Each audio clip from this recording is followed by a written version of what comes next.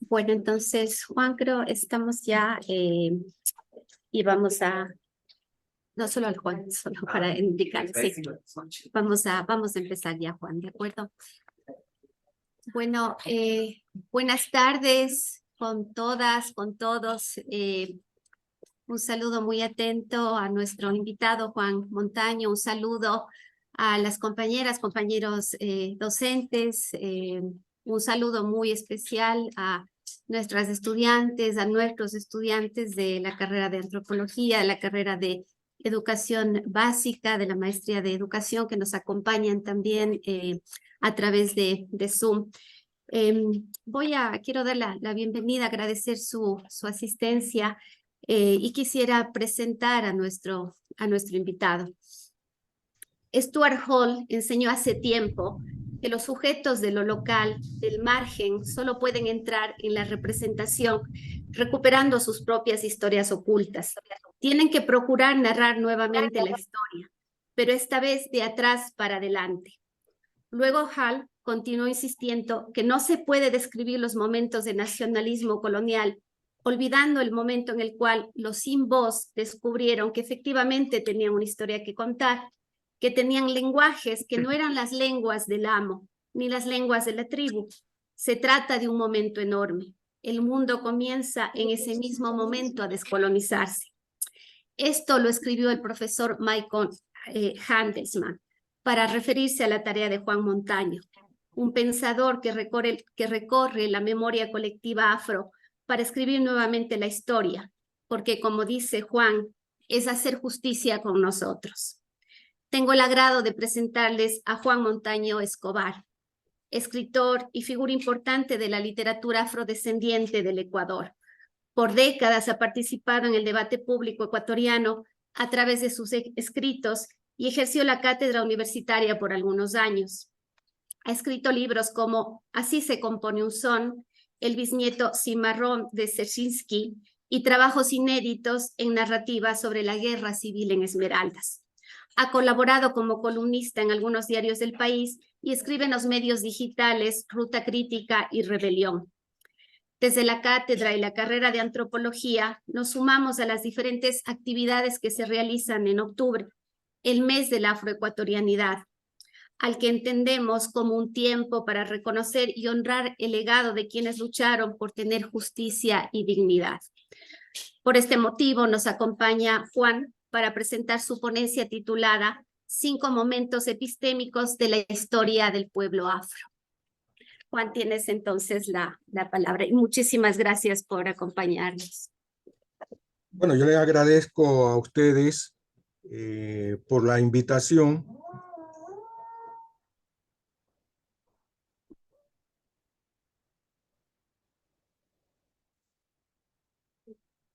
Por acá hace un ruido, no sé si están haciendo alguna construcción aquí cerca.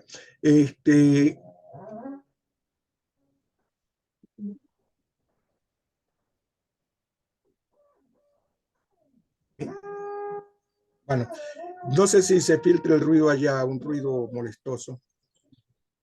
Esperemos que no, justo en este momento, ¿no? Bueno, yo le agradezco infinitamente por la oportunidad de invitarme a esta charla y gracias por invitarme, ¿no? Luego haremos más que solo una cosa, una charla de una vía, hablaremos de varias vías, ¿no? Miren, cuando éramos niños y niñas, nuestros abuelos, nuestros padres nos decían, nos hablaban de diferentes maneras, recordando las hablas de sus padres, de sus madres, y en el caso nuestro de abuelos, abuelas, bisabuelas, y nos señalaban determinadas cosas con palabras que para nosotros no nos resultaban extrañas, todo lo contrario, familiar. Por ejemplo, al banano no se le llamaba banano ni guineo, sino mampora. Mampora, que viene, es un bantuismo de algún idioma africano, embora, que es banano, banano. También cuando hablábamos, conversábamos y hacíamos referencia a la boca, decían, no, lo que pasa es que, bueno, este tiene una boca grande, en vez de una boca grande decía una bemba grande. Y no, déjate de cosas, tú tienes bemba, esto, ¿no? No nos resultaba ofensivo, sino que sabíamos que se denominaba bemba a la boca, a los labios, ¿no? Cuando se referían a la canoa, sí había canoa, pero también había una construcción que le llamaban bongo, que es una canoa, es otra canoa, pero se la denominaba bongo, que es canoa. Bemba son labios, ¿no? Otro bantuismo. Cuando íbamos a comprar, nuestros padres nos decían, ve a comprar plátano, para diferenciarnos del banano que era la mampora. Ve a comprar plátano, pero mira que no esté en biche. Biche es otro bantuismo que significa algo que todavía no ha llegado a su madurez plena. Inclusive hay una población, ustedes saben aquí en Esmeralda, que se llama Biche. Es un bantuismo, no es castellano. No tenía yo fumadores en mi familia cercana, pero conversábamos con gente y decía, este sí que fuma, en esa cachimba no la deja, cachimba, cachimba, que es el equivalente a pipa. Y cuando nos daban algo que no correspondía, que era, decíamos, es chimbo, o sea, es falso. Y podría seguir enumerando una cantidad de palabras que eran usadas en nuestra niñez y que compaginábamos, ¿no? Son bantuismos que ya de escaso uso ahora mismo, aún unos sí se mantienen, la palabra chimbo creo que se ha extendido más, y algunas palabras más, ¿no? Pero había una carga de este idioma, que señalaban cosas, ¿no? Que decían cosas.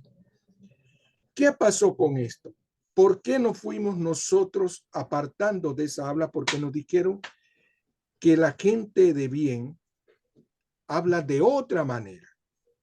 Entonces, ya no digas mampora, tienes que decir banano. Ya no digas bemba, tienes que decir labios. Lo de bongo te lo admitimos así, alternarla con canoa. Cachimba, no, pipa. Chimbo, sí, es posible, pero mejor di falso, ¿no? Y hay el más conocido, que no se lo ha podido cambiar y se mantiene, que es marimba. Ustedes saben que es el instrumento musical. Fíjense, en ese espacio pequeñito hubo un cambio de nuestra apreciación de las cosas y una sustitución de palabras, pero también de conceptos, como nosotros entendíamos aquello. Si eso pasó en nuestra niñez, miren lo que pasó luego con la historia de las comunidades negras de las Américas y de las comunidades negras del Ecuador también. Entonces hablamos de 5 momentos epistémicos, ¿no? En esta parte de la historia del pueblo afroecuatoriano que es la misma, que es parecida con las historias de otros pueblos negros de las Américas, ¿no? Por ejemplo, el primer momento fue esto de la acumulación de la riqueza. Los estados europeos, las monarquías europeas, salieron a repartirse el mundo de aquel tiempo en África, en Asia y más tarde en las Américas, con un propósito que era tener riqueza. Y la riqueza estaba dada por la acumulación de oro y de otras cosas que se habían determinado que eran preciosas y que le daban valor a los estados y poder de unos estados, de unas monarquías, porque eran monarquías estatales, de un estado sobre otros. En el caso nuestro, España, en el caso de África, sí, se abrió un micrófono. En el caso de África, Portugal, Francia, Inglaterra, Holanda, etcétera, ¿no? Esta acumulación de riqueza necesitaba de una fuerza de trabajo, y esa fuerza de trabajo fue encontrada en el lugar. Pero no solo era la fuerza de trabajo en sí misma, sino cómo esta fuerza de trabajo producía mucho más, porque el tema era tener más acumulación de riqueza en menor tiempo posible, más trabajo con menos tiempo. Y entonces se acudía a las personas, mujeres u hombres, no solo hombres, sino mujeres u hombres, que tuvieran más conocimientos en la explotación de determinados productos para compensar esta que podría considerarse desde el punto de vista de lentitud, con conocimientos para acelerar la producción de riqueza y acumularlo en sus países. Y este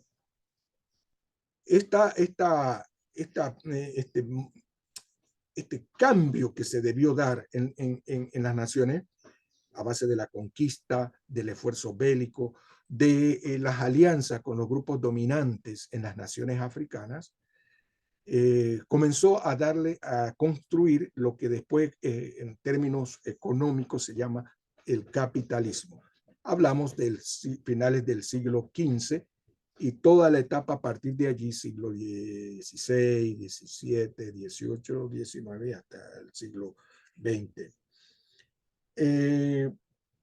Y esto naturalmente que crea esta forma de producción debía cambiar unas formas de conciencia social que se tenían en los pueblos, en las naciones africanas. Sí, lo dice Carlos Marx, que dice que el modo de producción de la vida material condiciona el proceso de vida social, político y espiritual en general. No es la conciencia dice de los hombres, ¿no? No le quiero corregir el texto a Carlos Marx, pero sí, desde mi punto de vista, debería decir, no es la conciencia de las personas, mujeres y hombres, por supuesto, la que determina su ser. Por el contrario, es el ser social quien determina la conciencia. Entonces, esta acumulación, esta transformación, no solo de la fuerza de trabajo que producía para alguien que estaba no en el mismo territorio, sino más allá, esta extracción de riquezas para otros lados, necesitaba de una sabiduría, que también unos conocimientos, unos saberes que deberían ser puestos al servicio de esta acumulación de riqueza. Es decir, que toda la actividad que se produce allí y que trae como consecuencia de aquello la esclavización de las personas africanas, no solo tenía el propósito de la esclavización por la esclavización, todos sabemos, sino la esclavización por la acumulación de riqueza. Y dentro de la esclavización no solo era la aplicación de la fuerza de trabajo en términos brutos. Cuando digo bruto no es contrario a la inteligencia, ¿no? Sino en términos absolutos. No, también era la aplicación, y esto es muy importante, en términos de utilizar aquellos conocimientos, aquellas ciencias para no solo la fuerza de trabajo, sino cómo utilizar esa fuerza de trabajo para esta acumulación de riqueza. Fue el primer uso de saberes y ciencias de los pueblos africanos todavía en África. El segundo punto, el segundo momento, es ya la esclavización plena, es decir, el traslado de personas desde África hacia Europa y hacia las Américas, Se puede considerar que hubo una derrota en la mente, en los cuerpos y en la mente de las personas africanas, porque no hubo un consentimiento, sino una derrota. quizás lo que decía Carlos Marx, este trastocamiento de la conciencia social para que millones de personas durante el siglo fueran trasladadas, obvio, no por medios pacíficos ni por voluntad propia, fueran trasladadas hacia las Américas. Se dan cifras, ¿no? Se habla hasta de 50 millones, de 15 millones, 20 millones. No hay una cifra, nadie tiene una cifra concreta de personas que durante más de 300 años fueron trasladadas a la América y a Europa. Cuando se produce el tema de la esclavización, ya miren ustedes también que yo no digo esclavitud. Esto es muy importante, que yo no digo esclavitud, sino esclavización. Por una razón, la esclavitud fue otra forma de dominio que solo comprometía la fuerza de trabajo. Solo comprometía la fuerza de trabajo, pero no comprometía el sustrato ontológico de manera definitiva, ni el sustrato epistémico de manera definitiva. Era el aprovechamiento de la fuerza del trabajo a favor de quien esclavizaba, del dueño, del amo, por decirlo de esa manera. La esclavización que ocurre a partir del siglo XV para acá sí compromete este sustrato epistémico, este sustrato ontológico, porque lo deshumaniza a las personas africanas. Inclusive se le da un término de negro. No nos olvidemos que la palabra negro no habían personas negras. No habían personas negras o de denominación negra. De denominación negra. Se le decía, por ejemplo, a un sector de la población africana, a etíopes, espero que el griego esté bien pronunciado, que eran personas de rostro quemado, de caras oscuras. Luego se habló de negro en latín, en la época del Imperio Romano, y también se hablaba de Kemit, en el libro de Cheikh Anta Diop, Naciones y Cultura Africana, dice que el Egipto que es negro, no tanto específicamente por las personas, sino por las tierras que habían allí, que eran las tierras del Nilo, ¿no? Del río Nilo, que eran las personas procedentes de las tierras negras. Las personas procedentes de las tierras negras. Cuando en el siglo ya XVI se inventa el concepto negro para aplicarlo a personas, o sea, se racializa a las personas con un color, piel y todo, después de allí, viene todo lo que hasta entonces se consideraba en la literatura, en el arte, negativo, que era lo negro. Estoy hablando básicamente desde el Imperio Español, lo que se comenzó a estructurar como el Imperio Español, que no era exactamente sino el Reino de Castilla. España saben que es una construcción también, ¿no? Lo que había era el Reino de Castilla. Pero no habían estas personas. Una vez que se establece, por el tema de la reunión de 1548 a 1552, este debate entre Bartolomé de las Casas y Ginés de Sepúlveda en la Universidad de Valladolid. Si me equivoco, luego ustedes pueden, las fechas o algún nombre, ustedes lo pueden buscar, hay información en las redes sociales. Una vez que se establece y se considera Bartolomé de las Casas haciendo una suerte de defensa del ya o en conquista los pueblos indígenas de lo que ya se llamaba América, y los pueblos, las naciones africanas que comenzaban a ser esclavizadas. Se establece que entonces que las personas que tenían una coloración diferente y que tenían una religión diferente, no eran consideradas hijas de o hijos de Dios. Por lo tanto, su humanidad no era cierta. Comienza la primera etapa del racismo. El racismo inicialmente proviene de la religión, básicamente de la religión católica. Yo soy creyente, por si acaso, no me acusen de ateo, ¿no? Soy creyente, pero esa es la verdad. Entonces, no había, a partir de allí comienza a estructurarse esto de personas negras. Anteriormente habían sido, ¿no?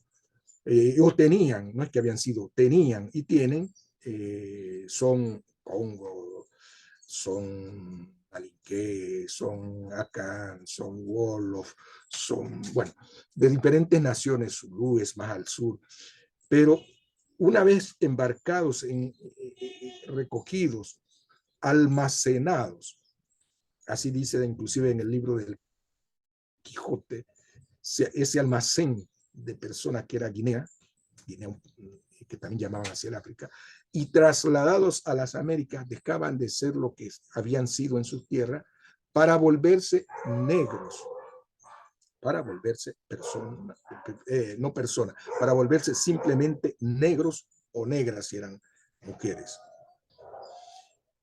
Y esto, esta negación de la humanidad de las personas africanas también niega las ciencias y saberes que poseían, aparentemente lo negaban.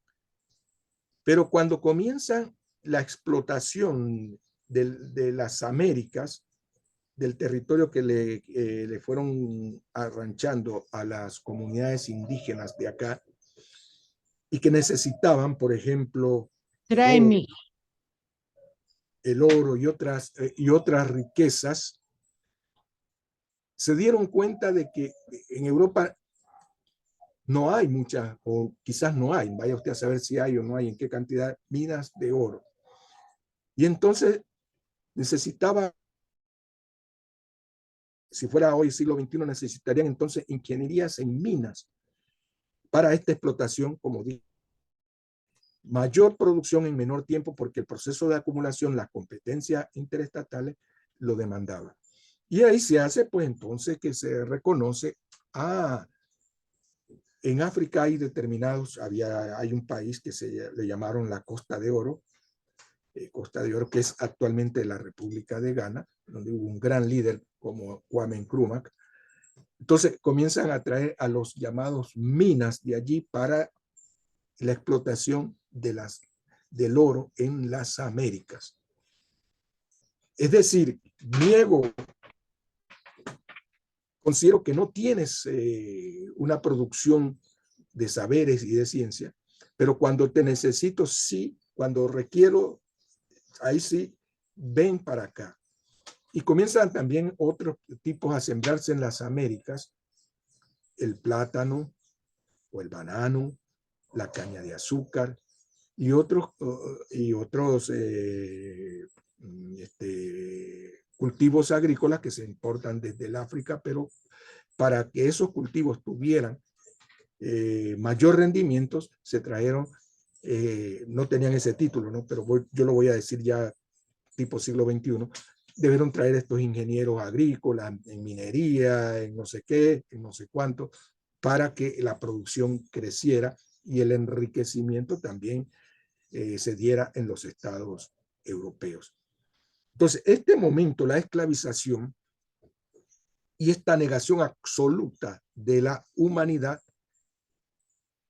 hizo que también que las comunidades negras aquí en la América no es que aceptaran una vez aquí, sino que comenzaron los procesos de resistencia desde el mismo momento que llegaron a las Américas, dice el poeta Antonio Preciado. Cuando llegamos aquí ya estaban encendidas las luces en todas las esquinas de las Américas. Y con los hijos del sol compartimos el AI como buenos hermanos. Cuando se comenzó a compartir el AI como buenos hermanos con las comunidades indígenas, no solo fue una alianza, sí, vamos a pelear, sino allí habían también unos conceptos que utilizar para que la resistencia fuera más efectiva. Formas de organizarse, estrategias bélicas, el tipo de implementos bélicos que debían utilizar para que las resistencias fueran efectivas. Y de hecho, muchas resistencias fueron efectivas, como el caso de Gaspar Yanga en México, o en Panamá, no, se me fue el nombre, o Alonso de Illescas, que no sé si se siguió llamando así, acá en Esmeraldas. Entonces, no es que todo era, ¿cómo se llama? La pelea por la pelea. Los conocimientos y los saberes se los utilizaba para mejorar la resistencia. Por ejemplo, cuando Alonso de Illescas ocurre el desembarco forzado en Portete, Cantón Muine, provincia de Esmeralda, en 1553, justamente en octubre de 1553, no hay una fecha determinada, solo se dice que el barco partió de octubre, lo dice don Miguel Cabello de Balboa, sale de octubre de Panamá y a los días ocurre el supuesto naufragio en Portete. Digo supuesto porque es raro que cuando llegan ahí a Portete, hombre, que les dicen a las personas esclavizadas, a las mujeres y a los hombres, ¿sabe qué? Vayan a buscarnos comida. ¿No les parece que eso es ingenuo? Que yo le diga, perdona, Camila, que voy a utilizarla. Yo la tengo esclavizada, Camila, y yo le digo, Camila, anda, tráeme eso de comer. Me siento a esperar y no vienen nunca. ¿Verdad que es ingenuo eso? Pensar, no, es que los mandaron a comprar y ellos se escaparon. Debió haber una cosa mucho más fuerte en ese barco que encalló en Portete y se liberaron estas 6 mujeres y estos 17 hombres, más Antón y luego Alonso y Illescas, que no venía en condición de esclavizado. Pero lo que quería decir es que Illescas en la resistencia utiliza no solo el elemento bélico, o sea, todas las estrategias que él sabía, que traía de su pueblo, que había conocido también del colonialismo europeo, básicamente de España, sino también algo, afectar la economía. En estas costas operaba Francis Drake, el pirata inglés, que asaltaba a los galeones españoles que venían de Bolivia, de Perú. Acá en Esmeraldas, ¿no? Yo pensaba que estaba en Cuenca, ¿no? Acá en Esmeraldas. Si han venido ustedes a Esmeraldas, si conocen Las Palmas, ahí queda la desembocadura del río Esmeraldas. Y en estas costas, hasta territorio colombiano, operaba Francis Drake. Pues Francis Drake se refugiaba en Atacames, en las zonas estas que eran gobernadas por Alonso de Illescas,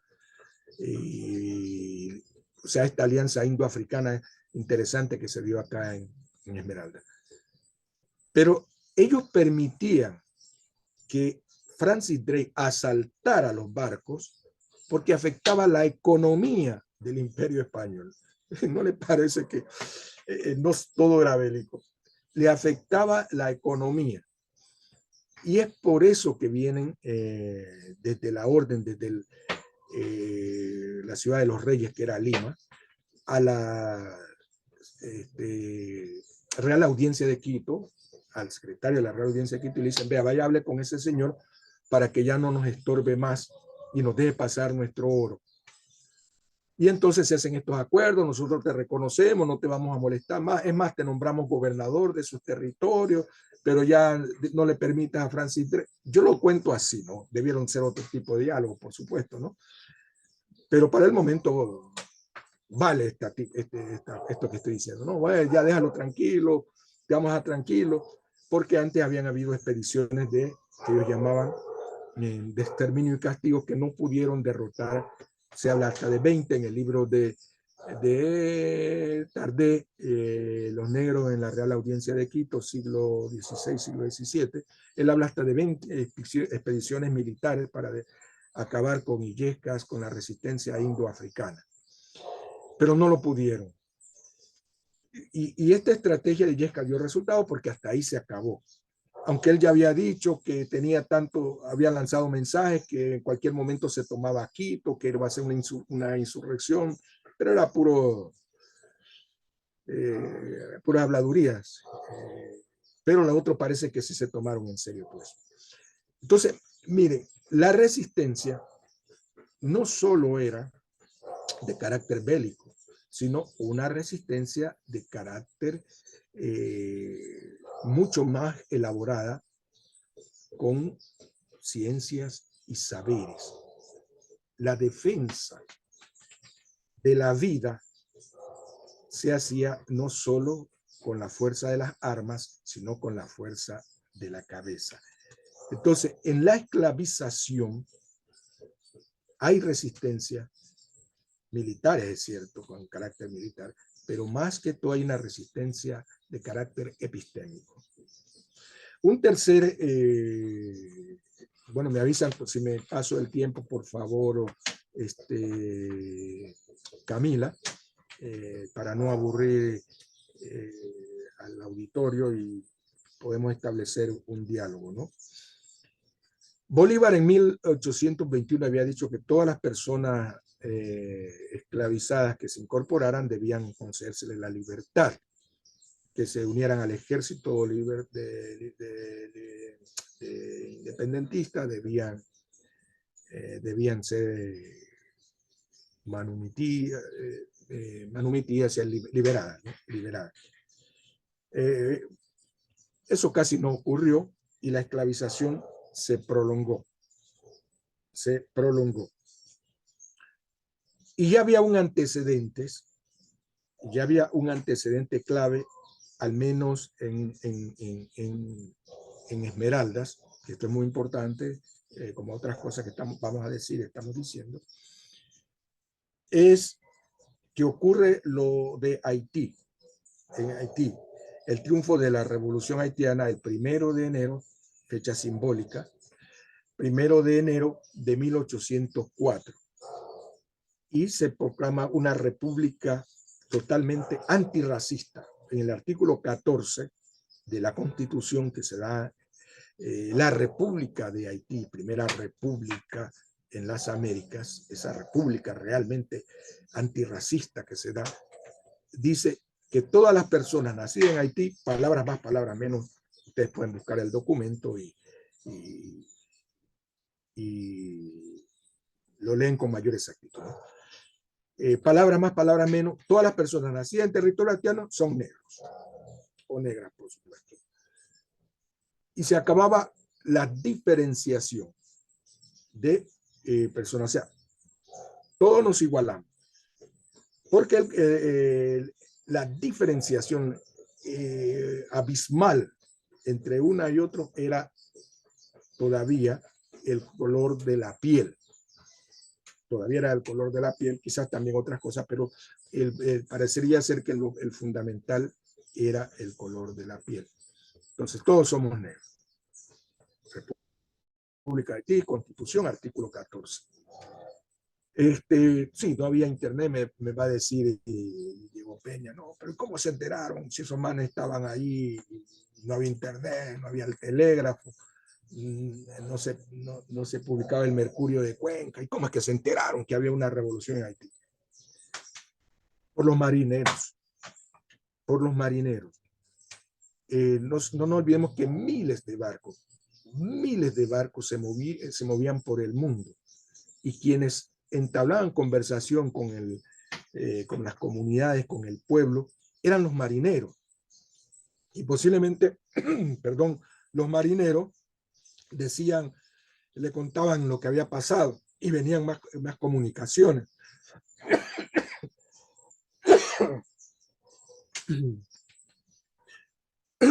Perdón. Estas comunicaciones seguramente llegaron también a Esmeraldas.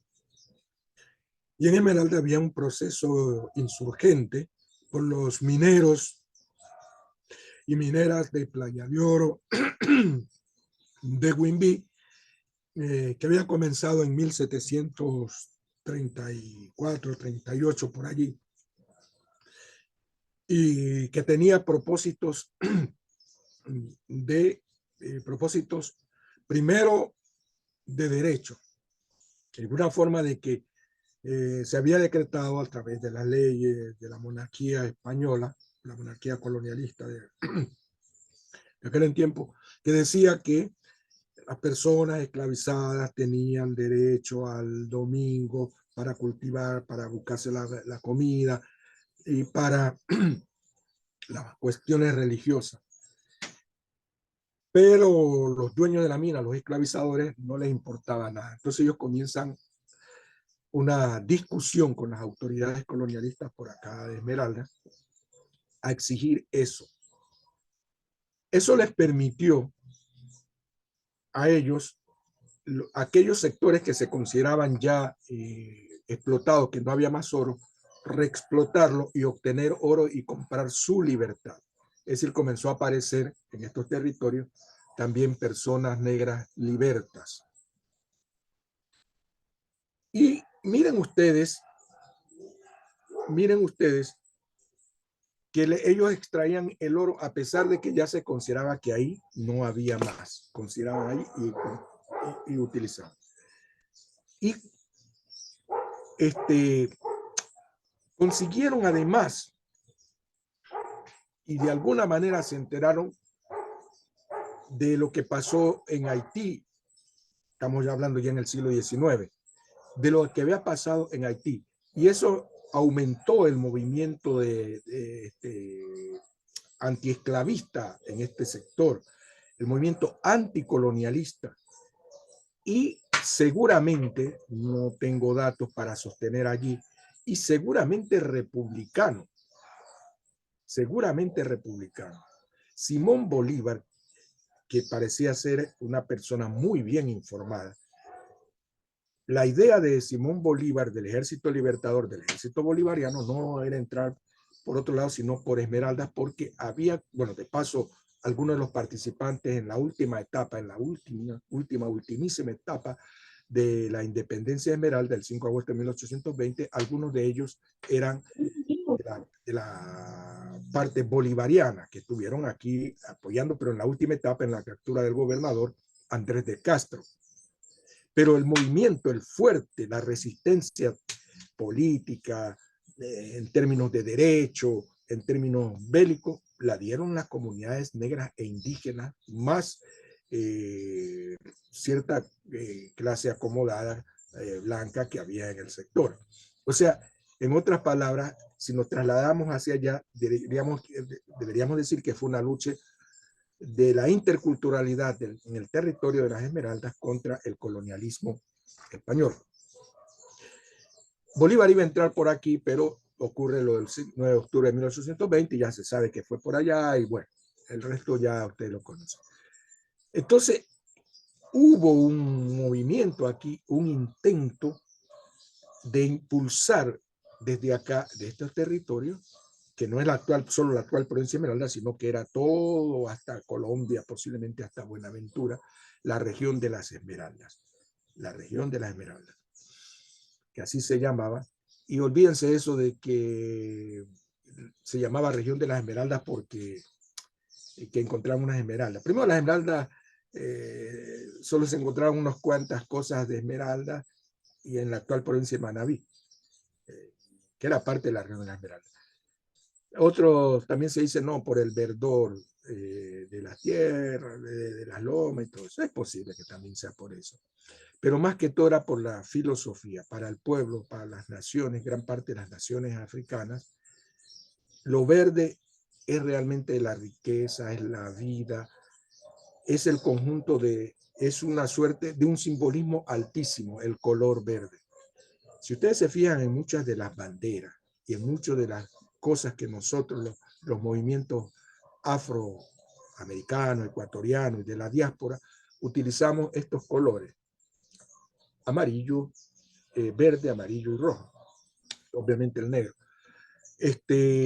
Porque en el verde estaba esa riqueza. Por lo tanto, cuando se habla de las esmeraldas, sí puede ser que sea por las esmeraldas, puede ser por el verdor, pero allí hay un concepto filosófico, si ustedes quieren, de un simbolismo filosófico alto, que es lo que da el nombre a toda esta región, que no era solo el actual territorio provincial de Esmeralda, sino era toda una franja que iba hasta avanzando el territorio hacia el norte de Colombia y hacia el sur, hasta parte de la provincia de Manabí, de la actual provincia de Manabí. Entonces, como dije antes, Simón Bolívar pensaba que por aquí era el sitio más cercano para entrar a la parte andina, posiblemente la ciudad de Ibarra, y entrar en Quito con mayor rapidez y con menos pérdidas posiblemente, y en menor tiempo y derrotar al colonialismo español en lo que después sería la República del Ecuador. Entonces, viene la etapa republicana. Yo creo que ya, no sé si la paramos allí, Camila, para las preguntas, pero en la etapa republicana tiene una cosa importante, que es la manumisión de las personas esclavizadas el 25 de julio, se publica el decreto de 1851, que se dice, pues, cada persona que sea liberada se indemnizará al esclavizador. Pienso que si lo ponían a Montaño, a ver, Montaño, ya váyase. Y mi dueño o mi dueña le decían, aquí están, yo que sé, 200 pesos oro, ¿cuánto costaría? Yo, ¿no? Esperemos un poquito más. Entonces, se da ese proceso de manumisión, y luego en la asamblea se aprueba que vendrá ya la abolición de la esclavitud el 6 de marzo de 1854, lo de marzo se coge por la Revolución Marxista de 1848. Entonces, en homenaje a eso se da, y que llegó al poder José María Urbina y Viteri. Tiene un nombre larguísimo, pero bueno, dejémoslo así, de ese tamaño. Entonces, se decide que, bueno, ahí ocurre la abolición de la esclavitud y que las personas podían irse. Bueno, pero ¿a dónde se iban? ¿A dónde se iban? Gran parte de esas comunidades que habían sido esclavizadas. Primero, no tenían derechos, no tenían propiedades. No nos olvidemos que las diferentes constituciones que se habían ido dando en el país decían que para ser ciudadano ecuatoriano había que tener propiedades. Y los de acá no solo que no habían tenido propiedades, sino que ellos mismos eran propiedad de alguien. Es decir, que ellos mismos eran mercancía humana, desde luego, pero ellos mismos eran mercancía. Era, en otras palabras, un recipiente de fuerza laboral, que se podía trasladar, comprar, vender de alguna manera. Entonces no tenían ningún derecho. No tenían ningún derecho. Y debieron, entonces, se reconfiguró la esclavización en algo que se llamó esta concertación. ¿Sí?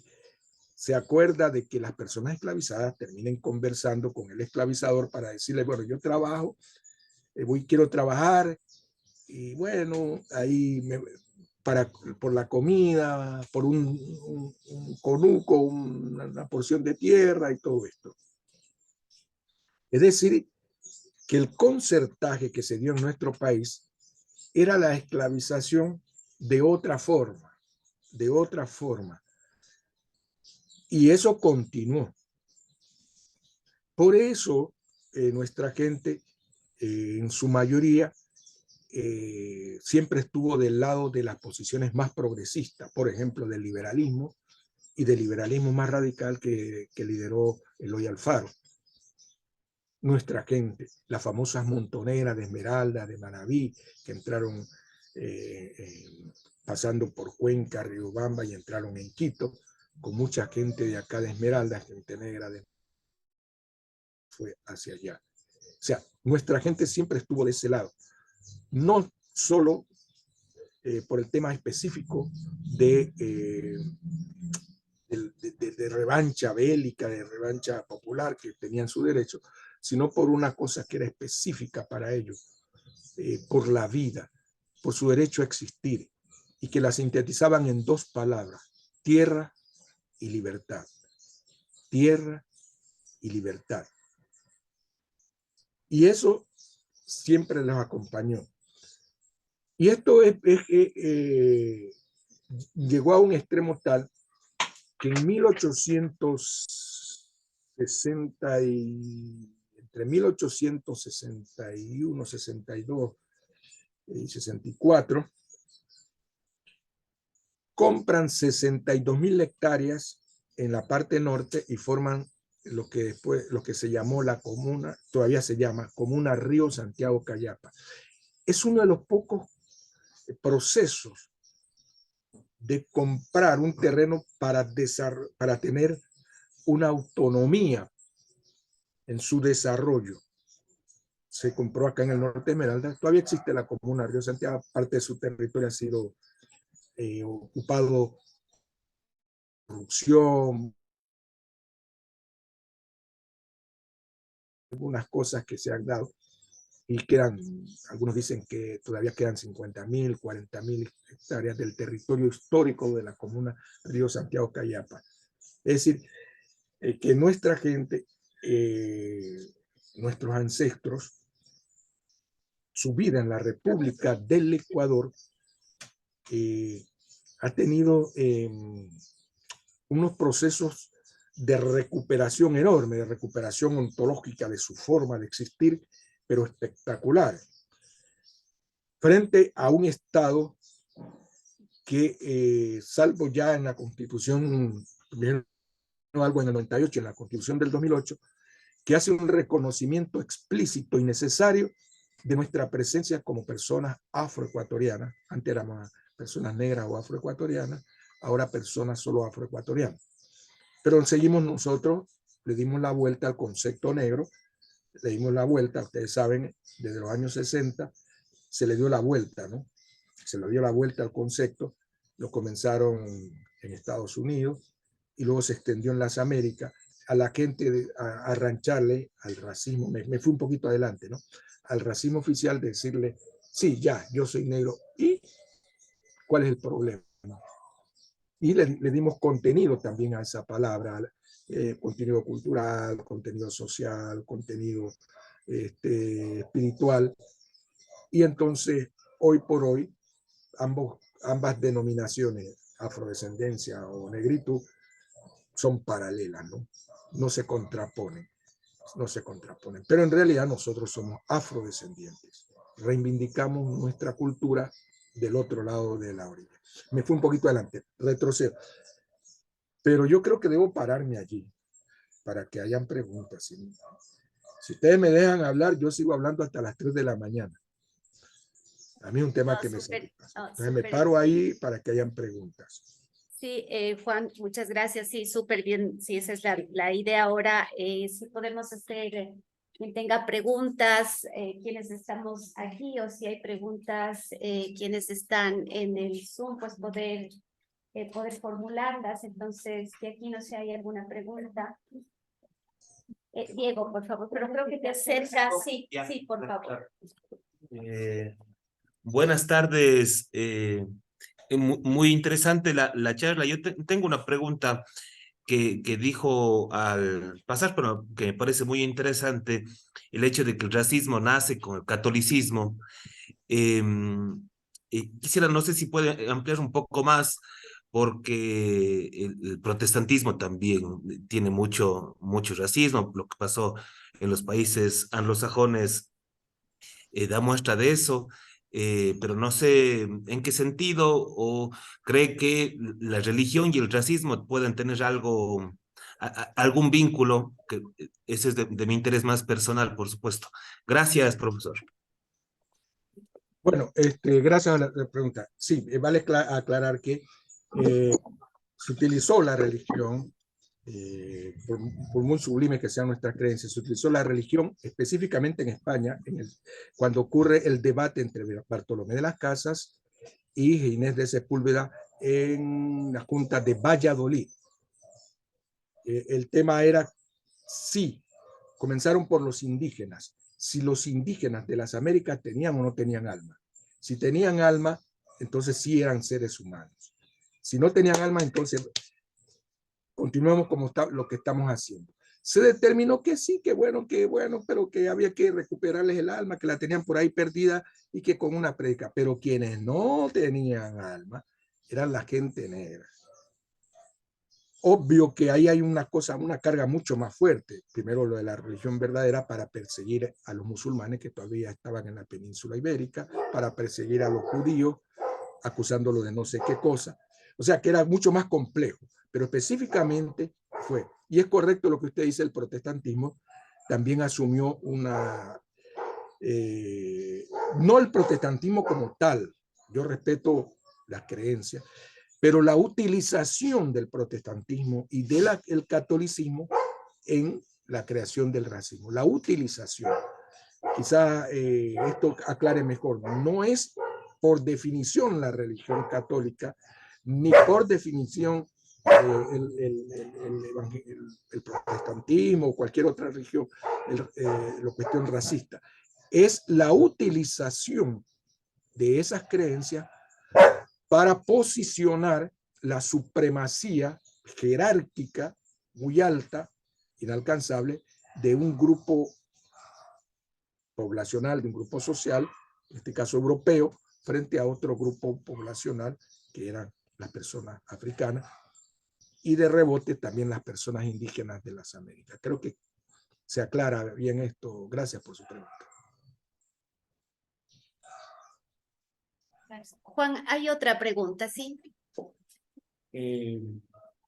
Mucho gusto, profesor Juan. Soy Mario Bracero, docente de aquí de la Universidad de la SUEY. Estamos con algunos de nuestros estudiantes. Hacer una consulta. Se sabe por estudios lingüísticos, básicamente de los apellidos que han quedado de origen africano, que más o menos alrededor de 8 países del occidente de África nutren de negritud al Ecuador, ¿no? ¿Sabe usted en estos momentos, siglo XVI, siglo XVII, las relaciones interculturales de origen africano ya como un solo pueblo negro en el Ecuador sí generaron conflictos? Bueno, en ese momento en parte de una colonia española, si generaron algún conflicto o desde el momento en que fueron esclavizados y ya conformaron un solo pueblo del África. Sí, es una pregunta también muy buena. Yo no sé si ustedes habrán escuchado cuando nos reunimos, la gente afro, se dice, oye hermano y hermana, hay ese hermano que está allá, y se utiliza, también en las películas estadounidenses se utiliza mucho lo de hermano, hermana, en Esmeralda. Bueno.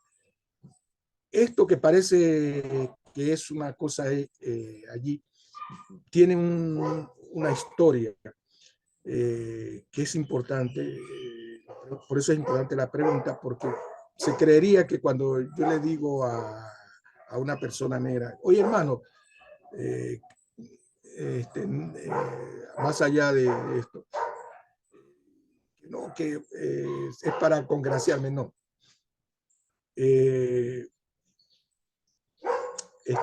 Primero, venían de diferentes naciones africanas, ¿verdad?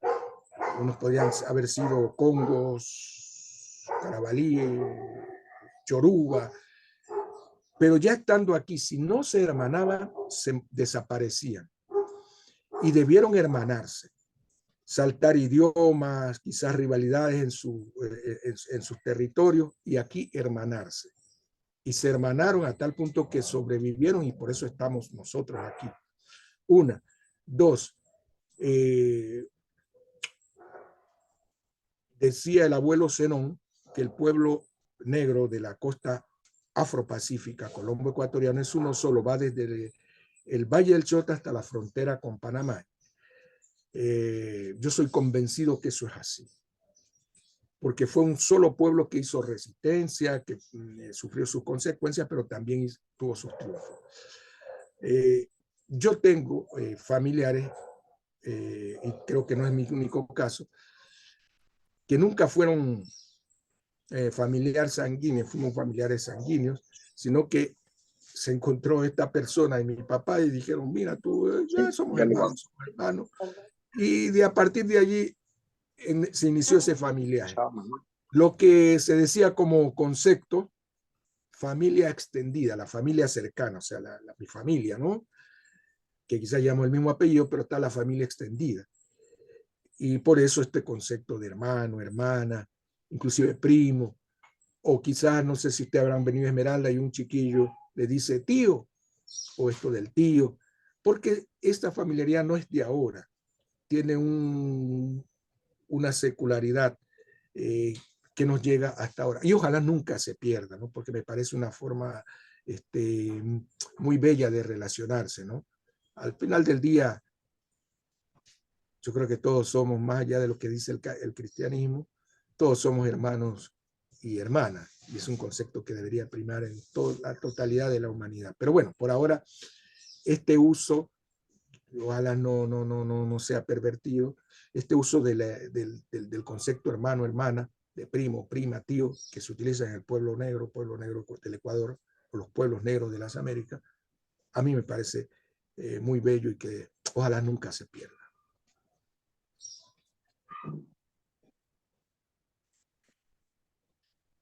Juan, sí tenemos más, pero tienes que acercarte.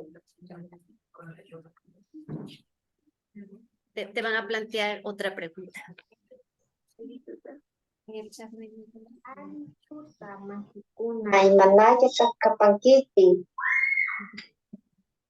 ¿Están mencionando? ¿Cómo está, mi estimado? Muy buenas tardes.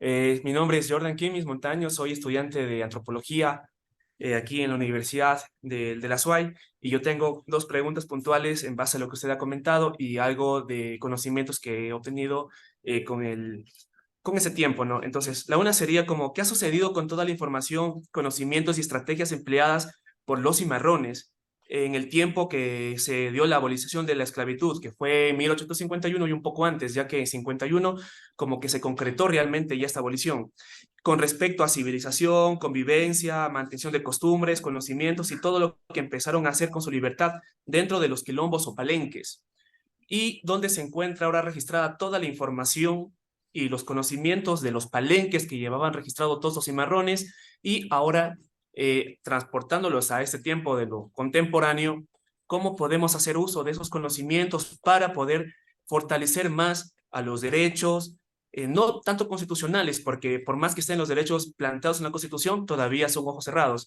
sino plantearlos dentro de las mesas donde se están trabajando dentro de hablemos de ley y justicia, dentro de un Consejo de Cantonal de Protección de Derechos, plantearlos en los libros de educación, de etnoeducación, de escuelas, porque todo eso todavía estamos a ciegas. Entonces, no sé si me pude entender o necesita que le explique un poco más.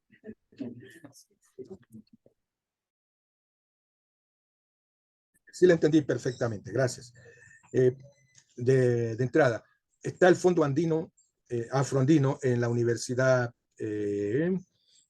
Andina Simón Bolívar, sede Ecuador, sede en Quito, que se puede, ustedes, la Universidad Abierta de Loja, puede tener acceso vía lo que sea, donde hay documentos que fueron investigados por el maestro Juan García Salazar, por Catherine Walsh, entre otras. Está ese fondo andino allí, que ustedes podrían acceder sea por internet o sea por visita a la Universidad Andina Simón Bolívar, sede en Quito.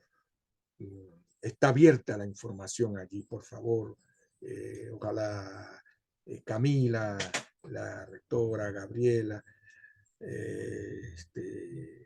el jury, hagan una gestión que no es gran cosa, sino establecer un acuerdo, un convenio para acceder, que todos los estudiantes puedan tener acceso a a los documentos que hay. Uno. Dos, el bantuismo, el castellano, de acuerdo a algunos estudios, contiene el 20% de al menos de bantuismo, ¿no? De hablas de diferentes idiomas que el bantú no es un idioma, es un tronco lingüístico como el latín, que de ahí se deriva el castellano, el francés, el italiano, el portugués. Asimismo, es el bantuismo, que es un conjunto de idiomas hablados, como usted bien lo dijo, básicamente en África Occidental, y que está aquí, ¿no? De los palenques, no se ha hecho mucha profundización en la historia. Se sabe que hubo un palenque en la área de Atacames, toda esa zona, parte de la provincia de Manabí, cuando lo lideraba Alonso de Illesca. Otro que se armó en Biche, como yo dije que la palabra Biche no es castellano, sino un bantuismo, en Biche, que ahora es actualmente una población. Otros en las zonas norte. Obvio, los palenques podían tener extensiones un poquito grandes, podían ser de poca extensión, podían ser de cientos de personas, podía ser un grupo de personas que se metían allí, se metían monte adentro y hacían la resistencia para defenderse de la esclavización. O sea, eran espacios de libertad, espacios de libertad. O sea, no hubo así una república de palenques, no, eran territorios que eran asumidos y se mantenían allí libres. Que no solo estuvieron solo en la época más dura de la colonia, sino también avanzando el siglo XIX, continuaron estos procesos de resistencias. No nos olvidemos que los patriotas de Quito se fueron a refugiar donde los patriotas de Esmeraldas, porque generalmente cuando se habla de los patriotas, bueno, los cuencanos también son patriotas, ¿no? Pero son los patriotas de Quito, los patriotas de Guayaquil, el resto. Entonces, los patriotas del 10 de agosto de 1809, caso específico, Nicolás de la Peña Maldonado, familiar de don Pedro Vicente Maldonado, y su esposa, se me fue el nombre, que inclusive la cabecera cantonal del cantón Quinindés lleva su nombre, ya me voy a acordar, se fueron a refugiar con los patriotas que luchaban, los mineros de Playa de Oro, de Gumbí, que tenían una resistencia armada al colonialismo. Fueron derrotados, es cierto, capturaron a don Nicolás de la Peña Maldonado y a su esposa, ¿cómo se llama? Se me fue el nombre. Y los trajeron sus cabezas y los pusieron en Quito. Le cortaron las cabezas para que eso se dio. Esas barbaries también se dieron. Pero voy a esto de que allá había un espacio de resistencia, es decir, si nos ponemos a precisar, un palenque de resistencia anticolonialista con los mineros de Playa de Oro, de Guimbí, de Cachaví, que estaban en ese sector. Es decir, ahora se utiliza mucho el concepto de cimarrón, también parte de su pregunta. Cimarrones fue una denominación despectiva del colonialista, de los esclavizadores, para designar a la gente que se iba al monte, y como muchas cosas que nosotros hemos asumido, se le da la vuelta, ¿no? Entonces, cimarrón del siglo XXI es el que mantiene una actitud frente a la injusticia de rebeldía. Es el que frente a las diferentes opresiones mantiene una línea de conjunción frente a las opresiones, sea el racismo, el machismo, el patriarcado, el abuso, la negación de derechos sociales. Porque parte de eso también fueron las luchas de las comunidades negras, ¿no? Por sus derechos. Y no es tan cierto, como han escrito los historiadores, que las mujeres negras estaban metidas en no sé dónde. Muchas mujeres negras lideraron procesos de rebeldía que han sido disminuidas por la historia. Muchas de ellas fueron lideresas, y también hoy, por supuesto, en el siglo XXI, muchas de estas mujeres continúan liderando. Entonces, sí, el cimarronismo que fue al principio algo, se ha ido constituyendo en una forma de nuestra expresión política. Bueno, unos tienen el marxismo, unos tienen no sé qué cosa, nosotros tenemos el cimarronismo como parte de nuestras expresiones de resistencia y de avances sociales en las diferentes sociedades de las Américas.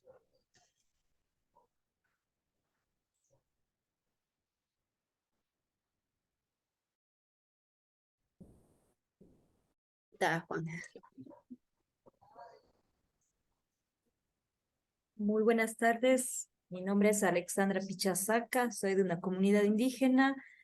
Quiero hacer una pregunta sobre, usted mencionaba de que es una persona creyente, no sé si pertenece a alguna iglesia o a algún dogma o en quién cree. Esa es mi pregunta. Gracias. Bueno, si usted, yo soy como que dice una especie de, no puede ser de otra manera, de diverso en algunos aspectos, ¿no? No me siento mal si entro respetuosamente a una sinagoga, a una mezquita, a un terreiro donde se hacen las celebraciones de las comunidades afro-brasileñas o la regla de Ocha, pero mi formación religiosa es católica, es católica. Entonces, pero en eso yo también practico la diversidad y el respeto absoluto a las diferentes creencias. Como le digo, si debo entrar a un templo de cualquier religión, lo haré con mucho respeto a las personas que tienen esas creencias. No. Pero eso no significa que los errores que cometan aquellos que también son portadores de nuestra creencia nos quedemos callados. Las injusticias, venga de quien venga, tenemos que denunciarla, conversarla, discutirla, lo que sea necesario. Si eso a veces puede parecer que nos estamos yendo contra nuestra creencia, contra la comunidad religiosa a la cual pertenecemos, podría no ser así. Podría no ser así. Entonces, no me defino específicamente como católico, pero mi formación viene por el lado católico. Al menos en mi juventud, que tenía mucho tiempo, leí mucho la Biblia y creo conocerla de alguna manera, pero no me aferro así dogmáticamente a algo, sino que es alguna diversidad respetuosa de las creencias, ¿no? De las creencias. Creo que todas tienen validez. Lo mismo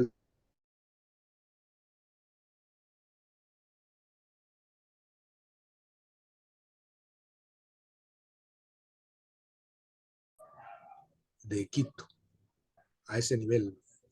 O lo mismo es respetuoso todas las ceremonias que se dan en una sinagoga como aquello que se puede dar en la regla de Ocha en Cuba, en Santiago de Cuba. Y he asistido a reuniones de los babalaos de Santiago de Cuba y tengo mucha afinidad, me gusta mucho ese sincretismo religioso entre el catolicismo y la religiosidad afrocubana, afro-brasileña. Y me gusta mucho ese sincretismo, porque me hace sentir mucho más cerca de lo que quizás debería ser la vida, ¿no? Debería ser la vida. Bueno, pero ese es un tema que lo conversaríamos en otro momento. Gracias, Juan. Aquí tenemos una pregunta aquí y luego damos paso a una pregunta de alguien que está en la sala de Zoom, ¿vale?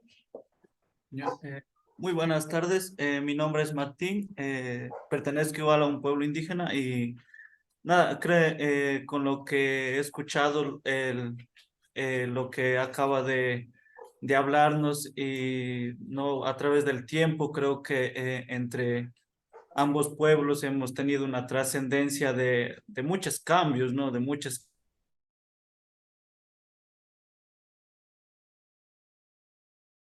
anteriormente en el África existían religiones tal vez más autóctonas. Quería saber si es que esas religiones o tal vez situaciones filosóficas todavía la guardan ustedes como pueblo afro, tal vez en algunos lugares todavía se realicen estos ritos o tal vez también ya no haya mucho de eso, ¿no? Igual como el pueblo indígena tiene su cosmovisión, su sentido de vida, en ciertas partes también igual son católicas, bueno, entiendo y respeto como usted dice, pero quería saber si es que existen esas teorías o existen algún tipo de situaciones filosóficas, ¿no? Sí, gracias por la pregunta. El Islam fue el primero que avanzó muchísimo en África por la vecindad que había con los árabes, ¿no? Anterior debe tener más de 1000 años que el Islam avanzó en los territorios africanos, llegando hasta la parte sur del África. Y debió tener choque con las religiones de allí, a pesar de que, de lo que hemos leído, si no todas, al menos una parte importante de la religiosidad o de las religiones africanas son abiertas a todas las creencias. Por eso los sincretismos, que es una tolerancia mutua de divinidades y conceptos religiosos. Acá en las Américas, la mayor fuerza de la religiosidad afrodescendiente o descendiente de africana está en Cuba, en Venezuela, muy fuerte en Brasil, en Uruguay, en Haití, que está el vudú. Ustedes que son universitarios seguramente ya dejaron atrás la versión hollywoodesca de que el vudú es brujería, son los zombies y esas tonterías, ¿no? Un irrespeto absoluto. El vudú es una religión tan respetable como la nuestra, como el cristianismo, ¿no? Tan respetable. Sus divinidades y eso, tan respetable. Entonces sí, porque también la brujería utiliza segmentos o partes o cosas del catolicismo y del cristianismo de manera general para sus actividades, ¿no? Entonces, y eso no hace a la creencia cristiana menos o más. Hasta donde nosotros hemos seguido estas ideas religiosas procedentes de África, de África, todavía no sé si continúa, porque entró profundamente, básicamente el catolicismo en las comunidades negras, pero yo recuerdo que en la casa, esto ya es una experiencia personal, no de libros, sino personal, en mi casa, con mi mamá, mi papá, había el culto a las ánimas, que luego nosotros heredamos. Bueno, no heredamos, pero teníamos que, mi mamá nos decía, por ejemplo, que hay que poner un vaso de agua limpia en el altar, donde habían, por supuesto, santos procedentes del cristianismo, ¿no? La Virgen del Carmen, la Virgen de las Lajas, la Virgen de no sé qué. Entonces, allí había que poner un vaso de agua cristalina, y en no sé qué fecha, ahora ya no me acuerdo, había una celebración de las ánimas benditas. Y hay también toda una mitología alrededor de las ánimas, vamos a decirlo así, del animismo, que no sé si se conservará todavía, ¿no? Que se conservará todavía en Esmeraldas o en la parte norte de Esmeraldas o hacia el norte, hacia las comunidades negras de Colombia.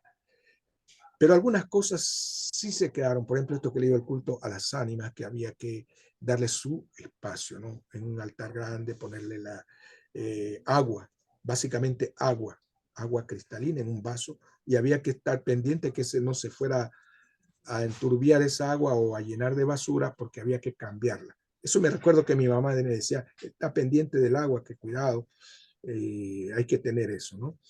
Y hay relatos que hablan del ánima sola, que son las personas que han sido egoístas y por no sé qué razón no entran en la comunidad de ánimas. Están las ánimas que te protegen, las ánimas que te curan, todo eso, ¿no? Toda esa literatura que no la he leído, no la he leído en ninguna parte, sino que fue producto de las conversaciones de mi mamá, de otras personas que mantienen este culto a las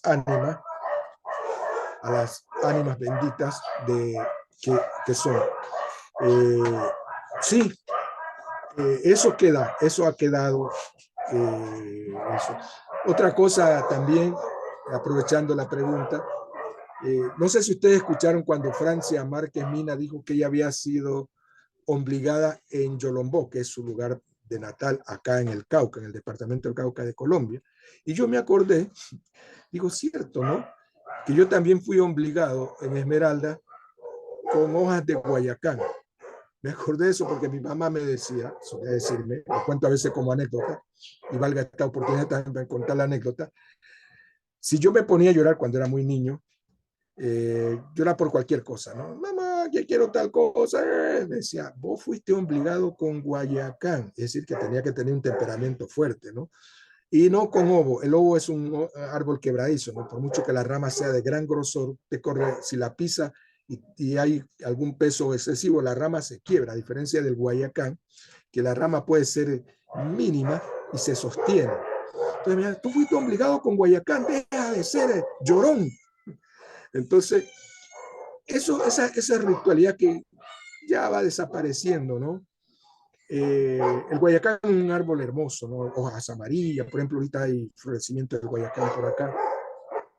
Esas cualidades que nuestros padres, en el caso específico mi madre y mi padre, eh, creían que nosotros debíamos poseer, se entregan a través de esto que se llama el obligamiento.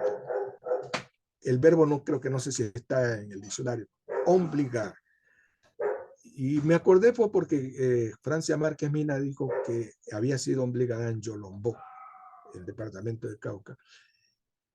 Y eso, ahora que lo digo, nosotros no somos diferentes, o sea, no mantenemos esa distancia ni con el Valle del Chota, ni con Colombia. El abuelo Zenón, que todas sus palabras, su sabiduría fueron transcritas por el maestro Juan García, solía decir cuando le decían, no es que son los colombianos, decían, no, espérate un ratito, son los hermanos del otro lado de la raya, o las hermanas, ¿no? Puede ser hombre o mujer, del otro lado de la raya. Entonces él decía que ahí es una raya, entre Colombia y Ecuador solo hay una raya que separa pero no divide a nuestras comunidades. O sea que somos un solo pueblo. Y decía un pueblo que comienza en Panamá, en la frontera con Panamá, y termina en el Valle del Chota. Yo creo que es así. Yo soy un convencido que es así. Juan, Eso es, sala, Camila. sí, en la sala sí, Patricio Ortiz levantó la mano. Patricio, sí, se formula la pregunta. Ok, muy buenas noches con todos. Primero, maestro Juan, un honor estar escuchando sus palabras. Y bueno, y mi pregunta es la siguiente. Bueno, yo soy de Quinindé, Esmeraldas, y ahorita estoy un poco indagando, descubriendo, desempolvando algunos textos sobre la cultura afro, ¿no? Y aquí me cabe esta pregunta, esta duda, ya que se menciona que los esmeraldeños, los afros de Esmeralda, no conocimos la esclavitud. Pero Juan García, en uno de sus libros, menciona claramente que muchos esclavos negros vinieron de las minas de Barbacoa, de Panamá, Colombia, acá a las minas de Playa de Oro, ¿no? Y me imagino que después en los procesos de fuga se fueron escapando y fueron entrando a los palenques, a los quilombos acá en Esmeraldas. Y el tema aquí es, Entonces, parte de nuestra descendencia afro, del pueblo negro de Esmeraldas también, fuimos esclavos, ¿no? Fuimos esclavos aquí en nuestro territorio, ¿o no? Bueno, no fuimos esclavos, fuimos esclavizados, que es diferente. Antes explicaba Patricio, saludo desde acá de Esmeraldas, Esmeralda Ciudad, a usted que está por allá. No fuimos esclavos, que le expliqué la diferencia entre esclavitud y esclavización. Fuimos esclavizados, que es un concepto totalmente diferente. Fue un accidente histórico, sí, duró algunos siglos, es cierto, pero fue un sometimiento forzado, a pesar de toda la carga que se dio. Sí hubo personas esclavizadas en Esmeraldas, sí hubo personas esclavizadas en Esmeraldas y ojalá no se hayan desaparecido los documentos que hay en el Museo del Banco, del antiguo Banco Central, hoy del Ministerio de Cultura. Ahí estaban las listas de las personas esclavizadas y también por eso algunos llevamos Montaño, no es ningún apellido africano. Mi segundo apellido Escobar no es ningún apellido africano. Ortiz no es apellido africano. Entonces, significa que alguien nos proporcionó, como decía Malcolm X, alguien nos cambió los bonitos nombres por el nombre del esclavizador. Que hubo personas, ¿cómo se llama? Que no fueron esclavizados, que compraron su libertad, o libertos, o personas que superaron la esclavización, es cierto, es cierto. Que la rebeldía a todos los niveles se dio en Esmeralda, también es cierto. No solo Esmeralda provincia, sino toda la región de la Esmeralda, ¿no? Es cierto. Que posiblemente alguna de esas personas, por eso todavía tenemos apellidos como Cambindo, Angulo, Carabalí, ¿qué otro apellido? Matamba, apellidos afro. No me ayuda con alguno. Congo, Chala, Angulo. Angulo, ya lo dije. ¿Qué más? Hay otros apellidos que son directamente. Y los Corozo. Corozo, apellidos directamente, o sea, que tienen relación lingüística con naciones africanas. Matamba, todos sabemos que hay una región en el Congo, Matamba, una región importante. Carabalí, que es el Calabar en Nigeria. Chala, que es todo un reino, aunque dicen que es ficticio, y hay un apellido. Por citar algunos nombres, ¿no? Corozo, que es la designación a una palma de acá de Esmeralda. Entre otros apellidos, Angulo, que viene de Engolo, que tiene su significado, de los que me acuerdo, ¿no? Cambindo, bueno, de los que me acuerdo los apellidos. Es posible que mucha de esta gente que se liberó o no fue esclavizada o se liberó con tiempo, prefirieron conservar sus apellidos y han sido heredados. Lo mismo decimos algunos que Alonso de Illesca se seguiría llamando el hombre así. Algunos creemos que no, o quizás lo utilizaba cada vez que se reunía con las autoridades colonialistas españolas, pero seguramente que él volvió a su nombre primario. Entonces, sí. Bueno, alguna gente dice por un poquito de, como que se sienten avergonzados. En pleno siglo XXI se siguen avergonzando de lo que le hicieron a nuestra gente. No, es que Esmeralda no hubo esclavos. ¿Qué te pasa? No, sí hubo esclavizados. Esclavos no, pero esclavizados sí. ¿Que hubo rebeldía? Sí, sí, totalmente que hubo rebeldía. ¿Que no la pasaron fácil? Sí, es verdad. Que el 5 de agosto no es de un grupito que fue y lo capturó, eso también es verdad. Que fue una resistencia indo, que eso se desconoce, de comunidades indígenas y comunidades negras principalmente. Claro que también hubieron criollos blancos y todo eso allí, pero eran minoritarios. Pero la mayoría, el grueso, era resistencia. Que no solo fue en la actual provincia de Esmeralda, también es verdad. Que ocurrió en Iscuandé, en Tumaco y hacia el norte, en diferentes pueblos, también es cierto. Que esta historia mal contada que nos han hecho, que nos han hecho aparecer como que fuimos, que estábamos por ahí guardaditos en la historia, no, que nosotros no hacíamos nada, que la historia la hicieron otros. Por eso se habla de los próceres. Sí, chévere hablar de los próceres, pero también hablemos de las comunidades, porque nuestra gente no es que eran, salía uno a tirar machete solito. No, no, no, no, no. Era la comunidad, el grueso de la gente que salía, liderada muchas veces, y esto siempre lo diré, por mujeres. No es que el hombre se liberó, no, no, no, no. Las comunidades se liberaron y muchas veces lideradas por mujeres. Que los que escribieron la historia las han omitido, eso también es cierto. Eso también es cierto. Que las ponían en un papel secundario y todavía las siguen poniendo, sí, eso también es cierto. Eso también es cierto. Pero están ustedes que están estudiando antropología, historia, y que seguramente alguna vez apoyarán el tema de la etnoeducación, revisar más textos. Ya les dije, en el Fondo Andino hay todo un material, hay miles de documentos para ustedes elaborar las nuevas escrituras. Nosotros ya estamos, decimos en Esmeralda, del mediodía hacia la tarde, yo diría hacia el crepúsculo.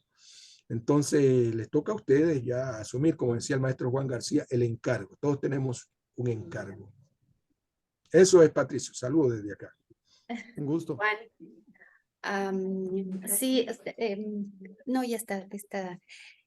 Sí, ya mismo tenemos que ir cerrando, pero hay como muchas inquietudes y yo quería plantearte algo, ¿no? En esta trayectoria que nos has hecho y súper interesante porque lo que decíamos, ¿no? Es como visibilizar la historia del pueblo afroecuatoriano como constitutiva de la historia, ¿no? Del país. Y en ese sentido, Juan, ¿no? Como haciendo, digamos, como el pasado nos explica el presente, yo tengo una curiosidad de cuál es la primera valoración que están haciendo, no los movimientos sociales, afros, antirracistas, en medio de este censo, los datos terribles que ha dado el Estado frente a la población afroecuatoriana, ¿no? Cuando se supone que estamos intentando construir un país intercultural, plurinacional, y esto ha sido un baldazo de agua fría, ¿no? La forma en que han hecho el censo y los datos que han dado sobre la población afroecuatoriana, así brevemente como, ¿no? ¿Qué valoración están haciendo sobre esto? Gracias. Primero, no es solo ocurre con el pueblo negro del Ecuador, sino que ya ocurrió en Colombia, ha ocurrido en otros países. Ustedes saben la persecución al pueblo haitiano, el pueblo dominicano de origen haitiano, que le niegan la ciudadanía. Eso es gravísimo, lo que están haciendo en República Dominicana, con sus mismos ciudadanos, pero de origen haitiano. Miren cómo es la cosa. Y el Ecuador no es la excepción, no es un error, es deliberado. Es en el marco, permítanme hablar de esa manera, no se puede decir que haya alguien que va a discrepar conmigo, pero voy a decirlo así. Es la práctica de quienes nos gobiernan, pero es toda una corriente político-filosófica de disminuir, desaparecer. Lo de desaparecer es de las estadísticas a los pueblos negros, indígenas y otros grupos de la diversidad. Y eso lo están haciendo con nosotros. Nosotros sí estamos haciendo algo y vamos a hacer todo lo posible, tanto la parte legal, primero demandar que ese sea un censo considerado fallido, y que debe hacerse un nuevo censo para que se haga, primero, con la seriedad técnica que debió caracterizar al INE. Y luego, que los datos estadísticos, porque no solo el censo, el conteo de la población, sino también las afectaciones sociales que tienen esas comunidades. Y por parte de un Estado que para ellos fueran el Estado de antes, ¿no? La proclamación de la nación mestiza, todos somos no sé qué cosa. y borrar la palabra intercultural, ¿no? La palabra intercultural, de Estado intercultural, para no tener que asumir estas cargas históricas, estas deudas históricas que tienen tanto con los pueblos negros como con los pueblos y nacionalidades indígenas, con el pueblo montuno. Entonces quisieran que esto desapareciera y seguir siendo un Estado en beneficio, perdonen que hable así, es mi forma de pensar, que beneficia a un grupo muy minúsculo, básicamente de gente blanca de nuestro país. Si alguien se siente ofendido por estos criterios, es mi forma de pensar. Es mi forma de pensar.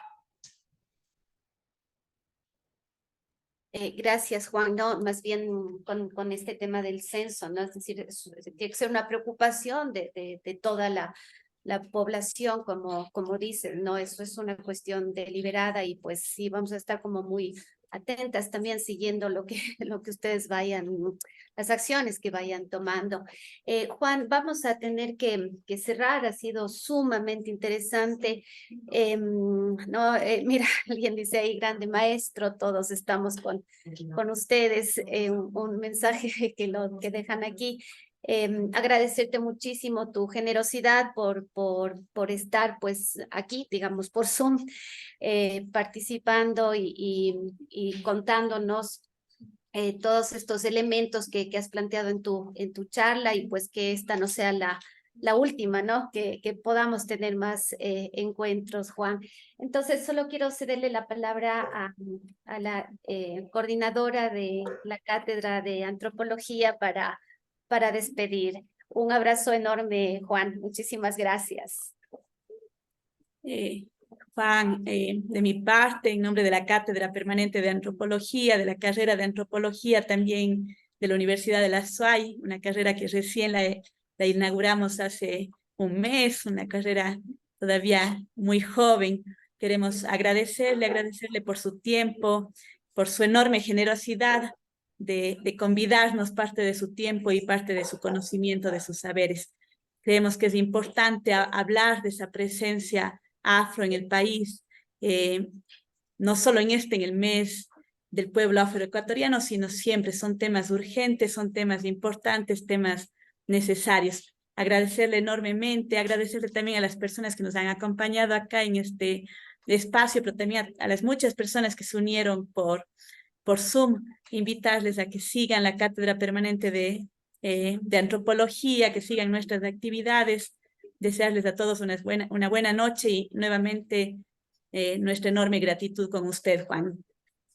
Sí, yo también les agradezco mucho. El texto, una vez que lo corrija, se lo voy a mandar a Camila Torres. Previo tengo un convenio para mandarlo primero a una revista que creo que van a publicar.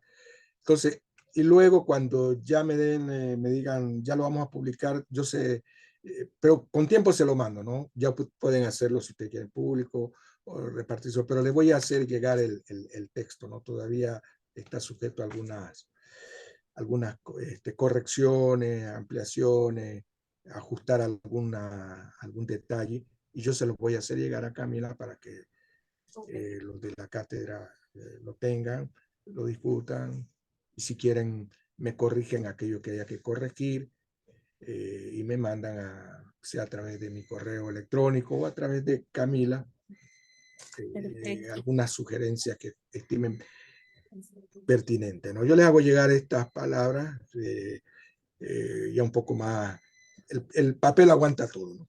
Entonces, muchas gracias, Juan, y ojalá le podamos tener pronto en Cuenca, y me tomo solo un par de segundos para dirigirle el saludo que le envía también nuestra señora subdecana de la Facultad de Filosofía y Ciencias Humanas, que nos ha seguido por Zoom en esta charla.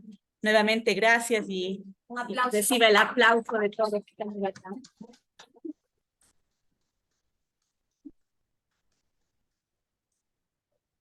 Gracias, Juan, y una buena noche. Buenas noches, hasta pronto.